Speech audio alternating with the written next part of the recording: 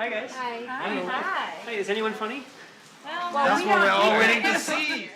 So, Johnny, what is the Laughing Room? So the Laughing Room is an art installation that is a space that's designed to resemble a sitcom set with an artificial intelligence algorithm that listens to the participants in the room and plays a laugh track when it hears something that it deems funny. Okay. All right. So, what's so great about living in Switzerland?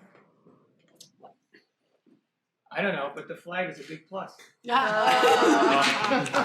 is. And? Now, does it get a laugh track or not? No. Oh, that was so good. It's right on the edge, 52% not funny. Can you tell us about the artificial intelligence kind of initiative that you're working on? The artificial intelligence project really comes out of wanting to build bridges between MIT libraries and Cambridge Public Library to talk about the role of AI in our lives. So Laughing Room is the first of what we hope will be a really exciting series of events this year. We're in a space called the Control Room. What's that? So the Control Room is kind of the companion piece to the Laughing Room. The Laughing Room is over in the Cambridge Public Library, and the Control Room is here at MIT in the Hayden Library. And as you can see behind us, it is live to the people who are in the Laughing Room right now. Yeah. And then this is live to the algorithm as it processes the information and decides if it should play a laugh track or not. And so we're hoping that this sort of becomes that critical piece of this installation that talks about privacy and talks about surveillance. And the laughing. Oh my God, guys, we're live.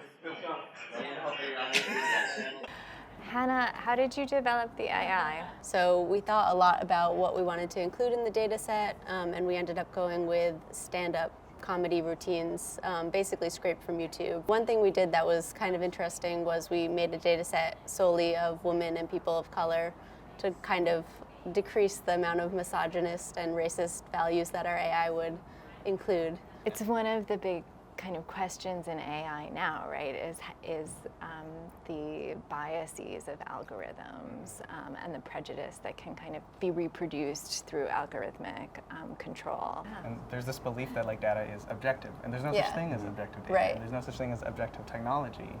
This installation has so much to do with integrating like technology and artificial intelligence into everyday life.